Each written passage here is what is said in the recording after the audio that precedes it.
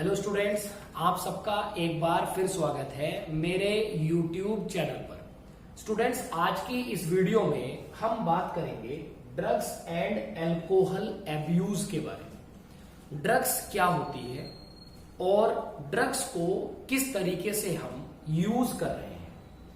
देखिएगा स्टूडेंट, जैसे हम आज बात करते हैं एक एज ग्रुप जिसके हिसाब से हमने इस चैप्टर को ह्यूमन हेल्थ एंड डिजीज और इसमें topic drugs and alcohol abuse, एक खास एज ग्रुप को ध्यान में रखते हुए हमने ये टॉपिक यहां पर इंक्लूड किया है।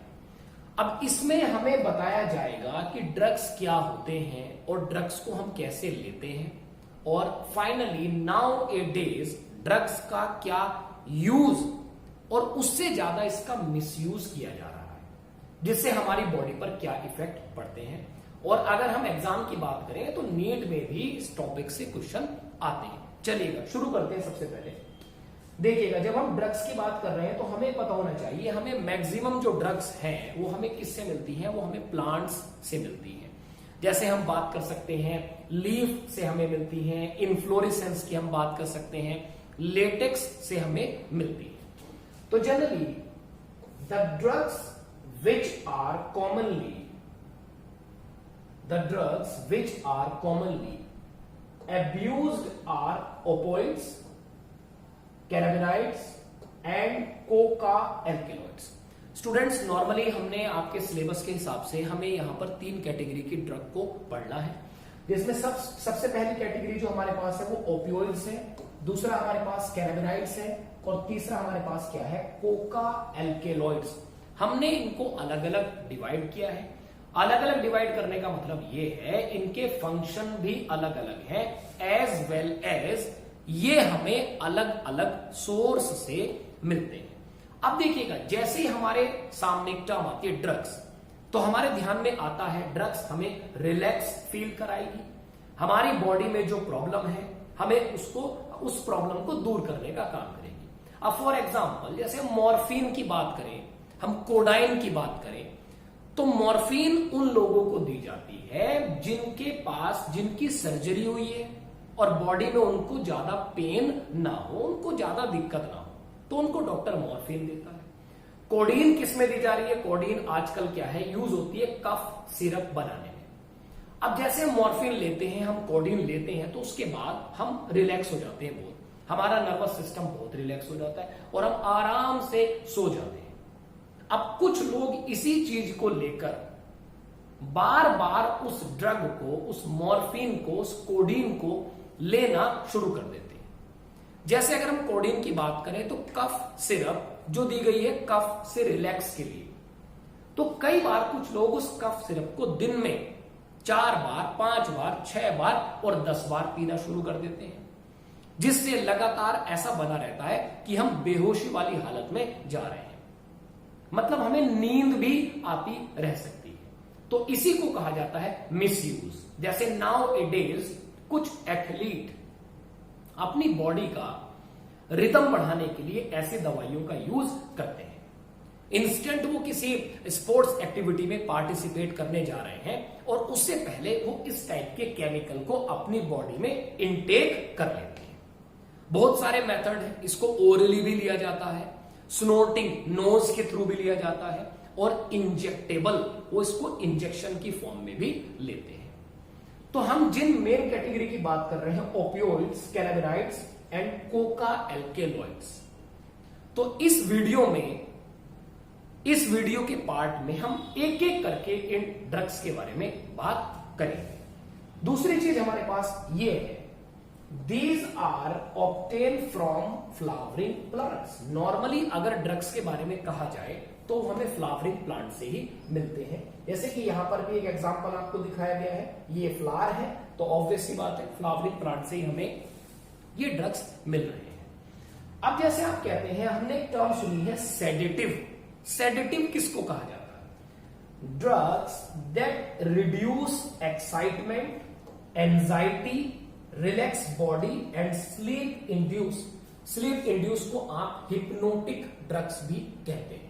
अब देखिएगा, सेडेटिव का मतलब है drugs that reduce excitement. Sometime over excitement या एक्साइटमेंट हमारे सिस्टम के लिए सही नहीं होता।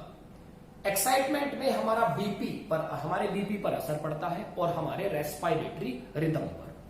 तो आप कह रहे हैं सेडेटिव्स रिड्यूस करता है एक्साइटमेंट, एंजाइटी की प्रॉब्लम हमें हो सकती है, ज्यादा गुस्सा, बहुत जल्दी रिएक्ट करना, एक एबनॉर्मल बिहेवियर। उसके बाद ये रिलैक्स करता है हमारी बॉडी को और स्लीप को इंड्यूस करता है। अब इसी कैरेक्टर के कारण नाउ ए डेज इसके सेडेटिव नेचर के कारण इसका मिसयूज किया जा रहा है। उसके बाद आप देखते हैं स्टिमुलेंट्स। कुछ ड्रग्स एज ए स्टिमुलेंट भी यूज होते हैं। These stimulate central nervous system, केंद्रीय तंत्रिका तंत्र। हमारे सेंट्रल नर्वस सिस्टम में कौन आता है? ब्रेन और स्पाइनल कॉर्ड। अब ये हमारे सेंट्रल नर्वस सिस्टम को make person more alert and wakeful. जो स्टिमुलेंट होते हैं वो हमें मोर अलर्ट और वेकफुल बनाने का काम करते हैं। अगर एक पर्सन है जो क्या है, बहुत ज्यादा ही स्लेगिश नेचर का है, बड़ा ही उसकी बॉडी में एक्टिवनेस नहीं है, तो उसको क्या दिए जाते हैं? उसको स्टिमुलेंट दिए जाते हैं। लेकिन ये तभी तक सही है जब डॉक्टर की एडवाइस इसमें शामिल है और वो आपकी बॉडी के हिसाब से ये डोज सेलेक्ट करता है। नेक्स्ट, आगे हम बात करते हैं ओपियोइड्स के बारे में। सबसे पहले जो हमारे पास कैटेगरी है वो हमारे पास कैटेगरी है opioids. These drugs which binds to specific receptors। Students, हम जो भी ड्रग्स लेते हैं हमारे पास स्पेसिफिक ड्रग्स के रिसेप्टर्स होते हैं और ओपियोइड्स को लेकर भी ऐसा है।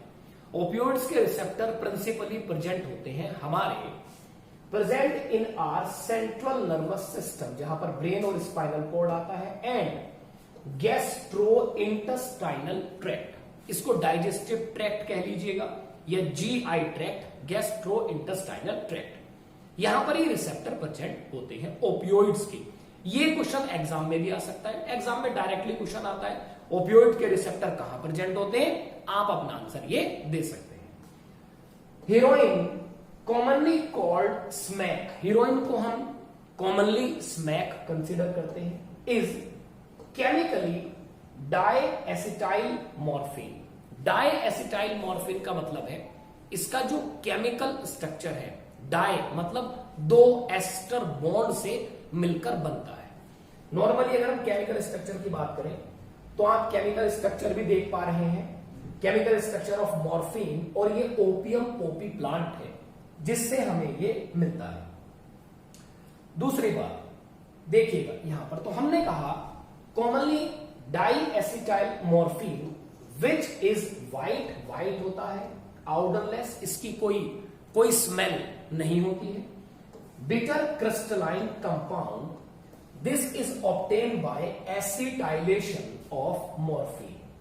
जो हीरोइन हमें मिल रही है वो हमें मॉर्फिन के एसिटाइलेशन से मिल रही है, which is extracted from the latex of Poppy plant. और जिसको आप एक्सट्रैक्ट कर रहे हैं, जिसको आप ले रहे हैं, कहां से ले रहे हैं आप? Latex of Poppy plant. और पोपी प्लांट का साइंटिफिक नेम है पेपेवर सोमनीफेरम। स्टूडेंट्स, पहले तो हम पोपी प्लांट देखते हैं। देखिएगा ये जो हमारे पास प्लांट है ये ओपियम पोपी प्लांट है, पेपेवर सोमनीफेरम। आप देख पा रहे हैं इस पर ये फ्लावर लाइक स्ट्रक्चर है। दूसरा, अगर हम लेटेक्स की बात करते हैं कि लेटेक्स क्या है, तो आप ये स्ट्रक्चर देख पा रहे हैं, ये जो स्ट्रक्चर है इसमें जब कोई भी आप एक नुकीली चीज मारते हैं तो इससे ये लिक्विड जो निकल रहा है ये लेटेक्स है। और इसी लेटेक्स से हम इस मटेरियल को ले रहे हैं। किस मटेरियल को ले रहे हैं? हमने कहा this obtain bye acetylation of morphine. इसको हम किससे ले रहे हैं? आपके लेटेक्स मटेरियल से।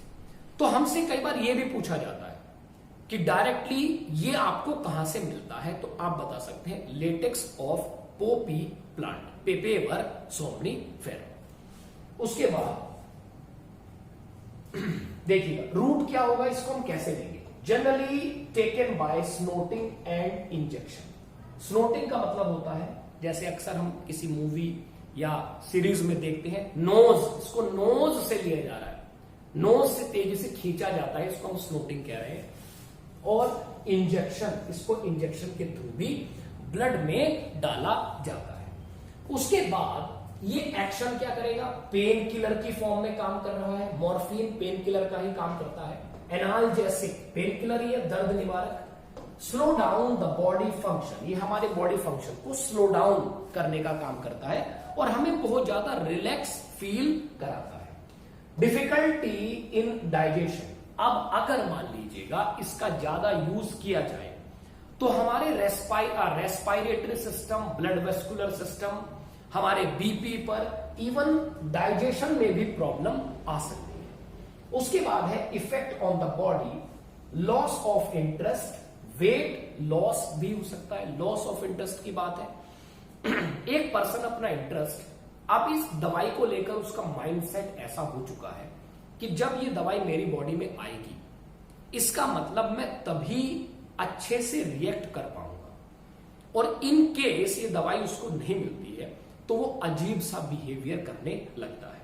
तो हम कह रहे हैं कि अगर ज्यादा इसको दिया जा रहा है या देने के लगातार आप यूज कर रहे हो फिर आपने अचानक छोड़ दिया तो इफेक्ट क्या हो सकते हैं, लॉस ऑफ इंटरेस्ट हो सकता है, और वेट लॉस, लगातार हमारा जो वजन है वो कमजोर हो सकता है। अब इसके कुछ कॉमन एग्जांपल हम याद कर सकते हैं, मॉर्फिन है और कोडीन है, ये कॉमन एग्जांपल है। तो स्टूडेंट्स आज की इस वीडियो में हमने बात की है ड्रग्स की कैटेगरी के बारे में और ओपियोइड्स के बारे में कि ओपियोइड्स क्या होता है। ओपियोइड्स नॉर्मली हमारे जो ड्रग है कैटेगरी वो हमारे ब्रेन और हमारे जीआई ट्रैक्ट में रिसेप्टर के पास जाकर वो बाइंड करती है। तो ये चीजें आज हमने इस वीडियो में क्लियर की है। अब नेक्स्ट वीडियो के लिए आप लगातार मेरे YouTube चैनल से जुड़े रहिएगा और अपनी पढ़ाई आप अच्छे से करते रहिएगा। ये इस चैप्टर के नोट्स आपको PDF फॉर्म में मेरे टेलीग्राम चैनल पर मिल जाएंगे। Thank you so much students and best of you.